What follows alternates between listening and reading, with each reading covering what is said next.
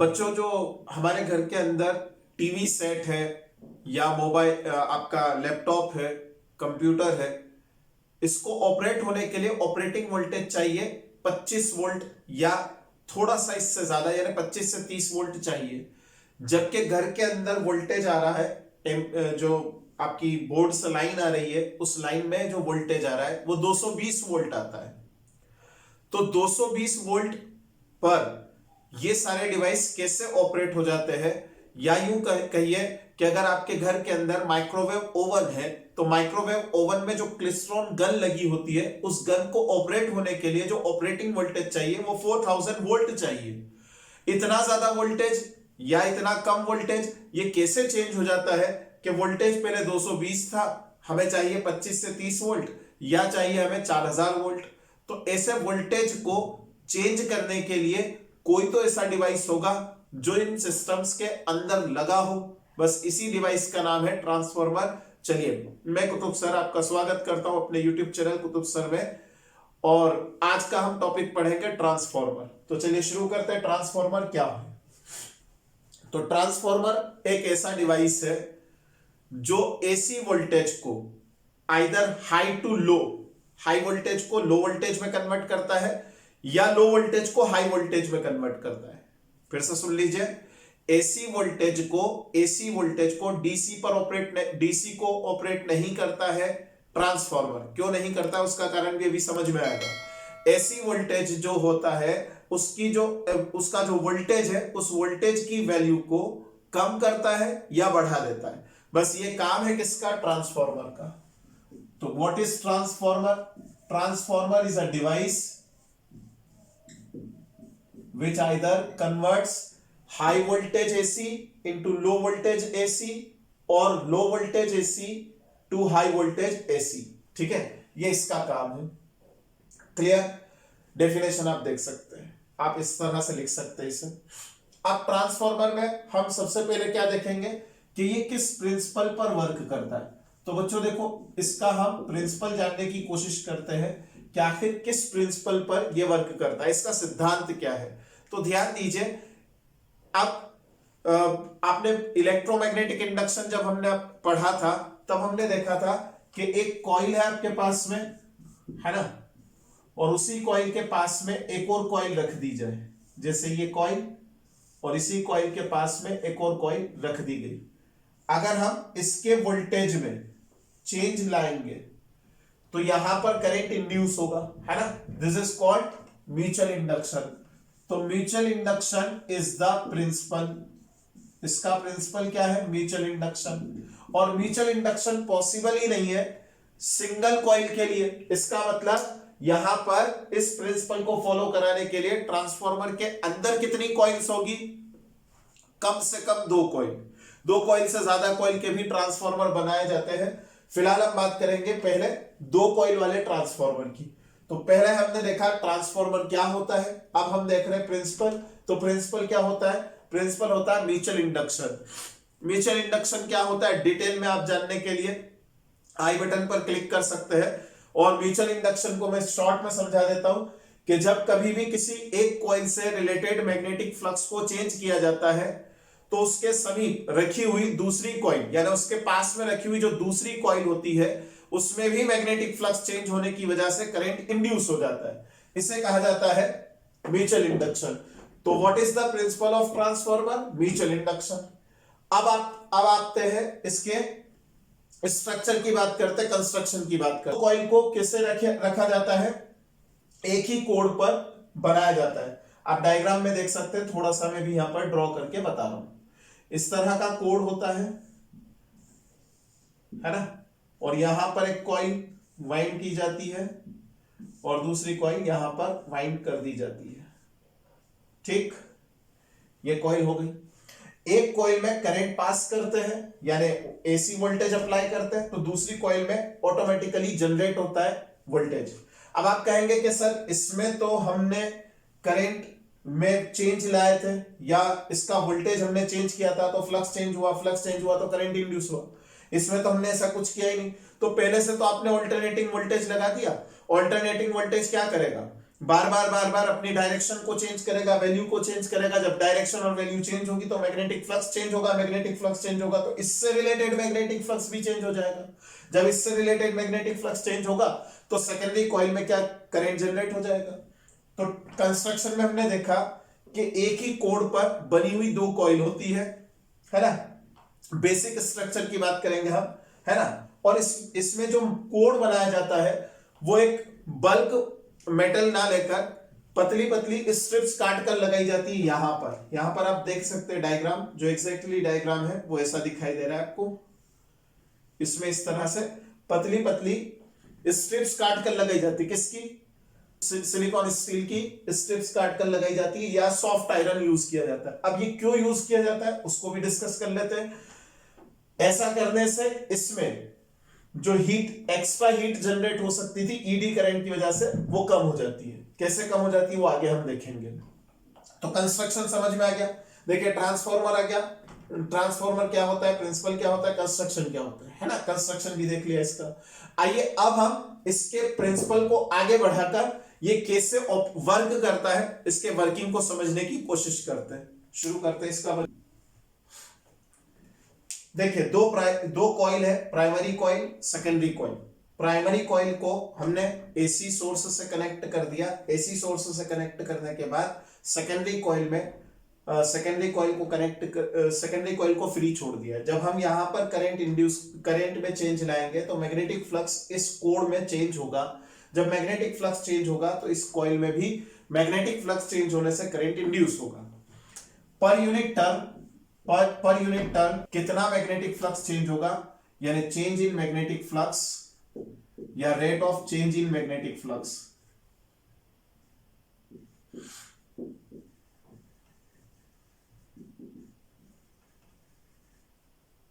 इसमें भी D five by D T होगा एक टर्न में, है ना। इसमें भी D five by D T होगा। तो सोचिए इसका जो ईएमएफ होगा प्राइमरी कॉइल का वो कितना रहेगा, minus E1 is equal to minus N1 d5 by dt। इसी तरीके से यहां पर जो सेकेंडरी कॉइल है, इस सेकेंडरी कॉइल में जो rate of change in flux रहेगा वो कितना रहेगा, E2 इज इक्वल टू, यानी ईएमएफ कितना डेवलप होगा, माइनस N2 सेकेंडरी कॉइल में, minus N2 d5 by dt। अब इन दोनों का रेशियो निकालते, तो रेशियो कितना आएगा, E2 divided by E1 is equal to, ध्यान से देखिए, E2 डिवाइडेड बाई 1, इसको इससे डिवाइड करेंगे तो N2 डिवाइडेड बाई N1, ये रेशियो हो गया। अब यहीं से जन्म लेता है कि कितनी तरह के ट्रांसफार्मर होते हैं, दो तरह के ट्रांसफार्मर। मैंने आपको दोनों तरह से पढ़ाया कि जो आपका एलईडी होता है, कंप्यूटर होता है ना, इस तरह के टीवी सेट होता है, इस तरह के डिवाइसेस में जो हमें ट्रांसफार्मर चाहिए वो स्टेप डाउन चाहिए, मतलब जो वोल्टेज को लो कर सके। तो यहां से लो वोल्टेज भी दिखाऊंगा आपको, और यहां से हाई वोल्टेज में कैसे कन्वर्ट करते वो भी दिखाऊंगा। पहले इतना कॉपी कर लीजिए। मान लीजिए ट्रांसफार्मर बनाया, ये ट्रांसफार्मर का सिंबॉलिक रिप्रेजेंटेशन है। ये प्राइमरी कॉइल, ये सेकेंडरी कॉइल। आप देखकर ही समझ सकते हैं कि प्राइमरी कॉइल में नंबर ऑफ टर्न्स ज्यादा है, सेकेंडरी कॉइल में नंबर ऑफ टर्न्स कम है। इसका मतलब N1 ग्रेटर देन N2। अगर ऐसा है तो N2 अपॉन N1 देख सकते हैं आप, लेस देन 1 हो जाएगा। ये N1 को अपॉन में ले जाओ, लेस देन 1, ये लेस देन 1 हुआ, इसका मतलब E2 upon E1 is less than 1, that's why E2 is less than E1। यानी EMF in secondary coil, induced EMF in secondary coil is less than induced EMF in primary coil. This is called step down transformer. इसे क्या कहा जाएगा, step down transformer. ठीक है, अब देख लीजिए स्टेप डाउन ट्रांसफॉर्मर। इसी तरीके से अगर मैं ये कहता हूं कि प्राइमरी कॉइल में नंबर ऑफ टर्न्स कम रखे जाए और सेकेंडरी कॉइल में नंबर ऑफ टर्न्स ज्यादा रख दिए जाए, तो ये प्राइमरी, ये सेकेंडरी, है ना। अगर ऐसा ट्रांसफॉर्मर बनाया जाए तो यहां से देख सकते हैं आप, number of turns in primary coil is less than number of turns in secondary coil, यानी 1 is less than N2 upon N1। That's why E2 upon E1 is greater than 1, है ना, ये आएगा, यानी E2 is greater than E1, this is called step up transformer. इसे क्या, कौन सा ट्रांसफॉर्मर कहा जाएगा, स्टेप अप ट्रांसफॉर्मर। ठीक, ये दो तरह के ट्रांसफॉर्मर हो गए, कॉपी कर लीजिए इससे भी, फिर आगे देखते हैं।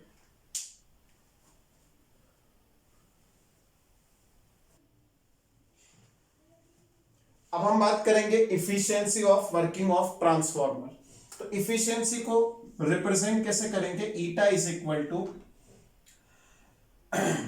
Induced power, induced electric power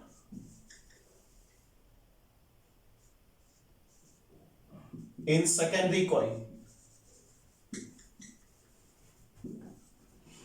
divided by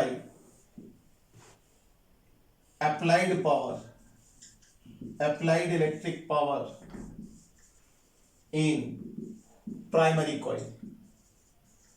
तो देखिए एक्चुअल में हम क्या कर रहे हैं, मल्टीप्लाई 100, एक्चुअल में हम क्या कर रहे हैं, अप्लाई कर रहे हैं इलेक्ट्रिक पावर को, इलेक्ट्रिक एनर्जी को, और सेकेंडरी कॉइल में इलेक्ट्रिक एनर्जी लो वोल्टेज के साथ मिल रही है ना। तो इन दोनों में क्या रिलेशन रहेगा, रेशियो क्या रहेगा, और उसको मल्टीप्लाई 100 से कर दें तो जो आंसर आएगा वो क्या कहलाएगा, इफिशियंसी। सामान्यतः जो ट्रांसफॉर्मर होते हैं वो 90% इफिशियंट होते हैं, और जो अच्छे ट्रांसफॉर्मर मार्केट में अवेलेबल है उनकी इफिशियंसी 98% तक हो सकती है ना। अगर मैं आइडियल ट्रांसफॉर्मर की बात करूं तो आइडियल ट्रांसफॉर्मर के लिए इफिशियंसी कितनी होगी, इफिशियंसी 100% हो जाएगी। जब 100% हो जाएगी तो induced power is equal to applied power. इसका मतलब प्राइमरी कॉइल में वोल्टेज, प्राइमरी कॉइल में करंट इज इक्वल टू कितना हो जाएगा, सेकेंडरी कॉइल में वोल्टेज और सेकेंडरी कॉइल में करंट का रेशियो, सॉरी दोनों इक्वल, प्रोडक्ट ये दोनों का इक्वल रहेगा, क्योंकि पावर का फॉर्मूला क्या होता है, वीपी मल्टीप्लाई वी मल्टीप्लाई आई, है ना। तो VP dot IP, this is the power, applied power, है ना, एट प्राइमरी कॉइल, है ना, और ये सेकेंडरी कॉइल पर इंड्यूस्ड पावर, ये दोनों इक्वल हो जाएंगे, है ना। आइडियल अगर हम ट्रांसफॉर्मर की बात करें, तब यहां से वीपी अपॉन वीएस का अगर रेशियो निकाला जाए तो IS डिवाइडेड बाई IP। इसका मतलब हम ये कह सकते हैं कि अगर हमने वोल्टेज को कम किया, है ना, स्टेप डाउन ट्रांसफॉर्मर लगाया, तो करंट की वैल्यू बढ़ेगी, है ना। वोल्टेज कम करेंगे करंट बढ़ेगा, और अगर वोल्टेज को बढ़ाया तो करंट की वैल्यू कम हो जाएगी। क्लियर है बात, कॉपी कर सकते हैं आप ये। चलिए अब डिस्कस करते हैं कि ट्रांसफार्मर में एनर्जी लॉस कितनी तरह के होते हैं। तो पहला एनर्जी लॉस होता है कॉपर लॉस। अब इसे कॉपर लॉस क्यों कहा जाता है उसकी भी एक कहानी है, समझते हैं। जो वाइंडिंग हम करते हैं उस वाइंडिंग में क्या होगा कि जब करंट पास होगा तो उस वाइंडिंग की वजह से बहुत ज्यादा टर्न दिए जाते हैं, तो उस वाइंडिंग की वजह से इसमें हीट डेवलप होती है। इस हीट को रोकने के लिए क्या करते, थिकनेस बढ़ा देते वायर की, है ना। तो यानी कॉपर लॉस। तो heat produced due two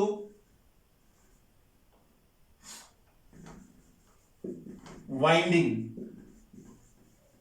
of coils, जो कॉइल्स को हमने वाइंड करके बनाया उसमें जो हीट डेवलप होती है, इस हीट को क्या कहा जाता है, कॉपर लॉस। दूसरी तरह का लॉस देखते हैं।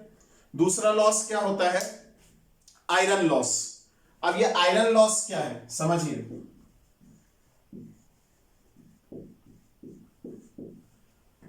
अब यहां पर मान लीजिए मैंने बल्क मेटल ले लिया और इस पर वाइंडिंग कर दी, है ना। तो यहां क्या होगा कि ये वाला जो पार्ट है, इस पार्ट में ईडी करंट्स डेवलप होंगे, ठीक है ना। जैसे ये एक बल्क मेटल है मेरे पास में और इस पर मैं इसे वाइंडिंग कर दूं, तो जब इसमें करंट फ्लो होगा तो एक बार इस डायरेक्शन में, दूसरी बार अपोजिट डायरेक्शन में। इसका मतलब यहां वेरिंग मैग्नेटिक फील्ड आ जाएगा। वेरिंग मैग्नेटिक फील्ड आएगा तो हमने देखा था ईडी करंट डेवलप होगा।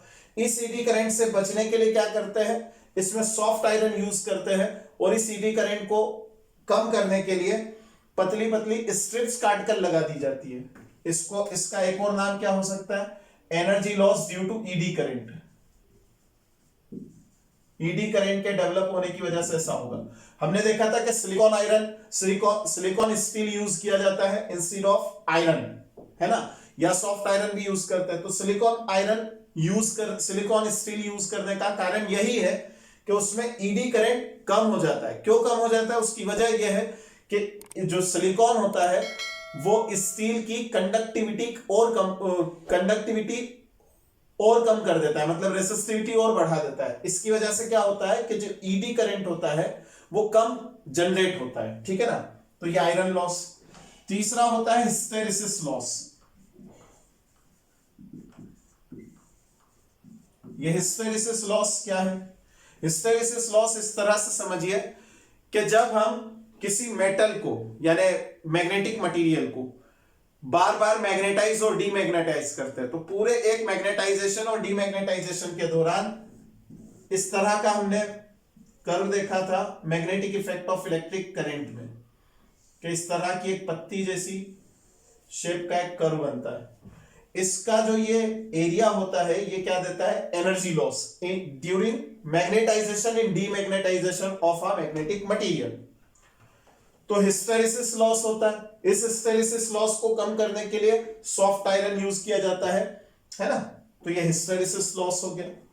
फोर्थ क्या होता है, चौथा कौन सा लॉस होगा, चौथा लॉस होता है कि आपका जो वाइंडिंग है उस वाइंडिंग को अगर हम दो अलग अलग इस तरह से वाइंड कर दे, मतलब पूरा एक बल्क मेटल ले ले और उस मेटल में अलग अलग जगह पर कॉइल बना दे, तो इस कॉइल की बनने की वजह से यानी कॉइलिंग को अगर थोड़ा सा लूज कर दिया जाए या थोड़ा सा ढीला रह जाए, है ना, जगह छोड़ दी जाए, बीच में गैप हो जाए, तो वहां से फ्लक्स लीक होने लगता है।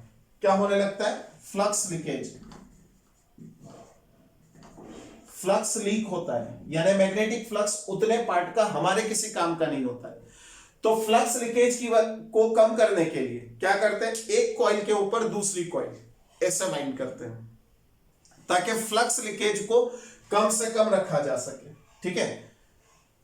तो ये हमारा कंप्लीट हो गया पूरा ट्रांसफार्मर। जितना कुछ समझना था हमने सब कुछ समझ लिया, ठीक है। आइए इसके प्रॉब्लम सॉल्व करते हैं। So our first question is, which one is not possible in the transformer? Options दे रखे हैं। फर्स्ट ऑप्शन दे रखा है ईडी करंट, सेकंड है डीसी करंट, एसी करंट या म्यूचुअल इंडक्शन। तो देखिए म्यूचुअल इंडक्शन पॉसिबल है, एसी पर ऑपरेट होता है ना, और ईडी करंट हमने देखा कि एनर्जी लॉस में ये भी एक सहायता कर मतलब एनर्जी लॉस देता है। तो इसका मतलब बी ऑप्शन इज करेक्ट। इसमें डीसी करंट नहीं हो सकता है, डीसी पर ये ऑपरेट ही नहीं होता। और next question is, a transformer is connected across 2400 volt power supply line, ठीक है। 80 ampere current flows through a load resistor across the secondary coil if ratio of number of turns in primary and secondary coils is 20:1 and the transformer is 100% efficient, what is the value of current in the primary coil? देखिए बहुत simple सा question है, इसे समझने की कोशिश करते हैं। तो देखिए प्राइमरी कॉइल किससे कनेक्टेड है, Vp is equal to 2400 volt, है ना, और 80 एम्पियर करंट फ्लो हो रहा है सेकेंडरी कॉइल में। इसका मतलब Is is equal to 80 ampere, ठीक। Vp upon Vs is equal to Np upon Ns, और इक्वल में क्या आएगा Is डिवाइडेड बाई Ip, ये हम पढ़ चुके हो, ठीक है ना। तो अब यहां से ध्यान दीजिए Np अपॉन Ns दे रखा है, Np upon Ns is given 20:1, ये 20 upon 1, Is is given 80 ampere divided by Ip, calculate कर लीजिए, Ip is equal to 4 ampere, that is option C is correct. number of turns of primary and secondary coils of a step up transformer is 1000 and 3000. Number of turns in primary coil is 1000, number of turns in secondary coil is 3000. आगे देखते हैं क्या लिखा है. If EMF across the ends of the primary coil is 80 volt, primary coil के and पर voltage कितना दे रखा है, 80 वोल्ट. अगेन यहां दे रखा है what would be the voltage across ends of the secondary coil. तो Vp upon Vs is equal to, बिल्कुल सिंपल क्वेश्चन है, 1000 divided by 3000 that is Vp दे रखा है 80 वोल्ट डिवाइडेड बाई Vs. यहां से सॉल्व करें 3 बचेगा, 3 is equal to Vs, that is Vs is equal to 240 volt. That is option number A is correct. Now move to next question. Now next question is a transformer of efficiency 80%. 80% transformer की efficiency दे रखी है ना. आगे देखते हैं क्या लिखा है. is connected at 5 kilowatt 200 volt input power supply. input power कितना दे रखा है, input power is given 5 kilowatt, 5 multiply 10 power 3 watt. आगे दे रखा है 200 volt, यानी Vp is given 200 volt and voltage across secondary coil is 250 volt. देखिए सेकेंडरी कॉइल पर voltage कितना दे रखा है, 250 वोल्ट. आगे लिखा है calculate current through primary and secondary coil. सबसे पहले देखिए यहां पर P दे रखा है, Vp दे रखा है, IP एज इट इज निकाल सकते हैं. Vp dot IP is equal to PI input power है ना. यहां से IP की वैल्यू कैलकुलेट करना है, ठीक है. Vp अपॉन में ले जाइए, 5 multiply 10 power 3 instead of this PI upon में आएगा Vp divided by 2 multiply 10 power 2. Solve करेंगे तो आंसर आएगा 25 ampere. This is the value of primary current है ना, current through the primary coil. Copy कर सकते हैं. आगे देखिए प्राइमरी कॉइल में करंट आ चुका 25 एम्पियर. अब इनपुट पावर और आउटपुट पावर में एक रिलेशन होगा 80% वाला है ना. P output is equal to 80% of P input. यही होगा ना इसका मतलब, इफिशियंसी का मतलब 80%, तो यही रहेगा ना. तो P naught equal to 80 multiply PI 5 multiply 10 power 3 और डिवाइडेड बाई 100. इसे सॉल्व कर लीजिए. 4 multiply 10 power 5 1 2 4 multiply 10 power 3 what. ये हमारे पास में P नॉट आ गया, ठीक है. अब P नॉट आ जाने के बाद में P नॉट के लिए हम कैलकुलेशन कैसे करेंगे, Vs multiply Is. Vs multiply Is is equal to 4 multiply 10 power 3. अब यहां से इजीली सॉल्व कर लीजिए. Is इज इक्वल टू कितना आ जाएगा, देखिए 250 अपॉन में आएगा, तो 4 मल्टीप्लाई 10 पावर 3 डिवाइडेड बाई 250. यहां से सॉल्व करेंगे तो 16 एम्पियर करंट आएगा. क्लियर, कॉपी कर सकते हैं. तो चलिए बच्चों, उम्मीद करता हूं कि आपको ये लेक्चर समझ में बिल्कुल आ गया होगा. ये हमारा ऑल्टरनेटिंग करंट जो चैप्टर चल रहा था इतने दिनों से, वो कंप्लीट हो गया. अब इसी के डिस्क्रिप्शन बॉक्स में भी मैं आपको लिंक सेंड कर दूंगा और मैसेज में भी, ठीक है. तो याद रखिए इसका जो कमेंट बॉक्स होगा उसमें भी आपको एक लिंक आएगा जिससे हम ये देख सकेंगे कि आपको कितना समझ में आया और आप भी अपने आप को चेक कर सकेंगे, मतलब टेस्ट पोर्टल खुल जाएगा. ठीक है. Thank you for watching my video.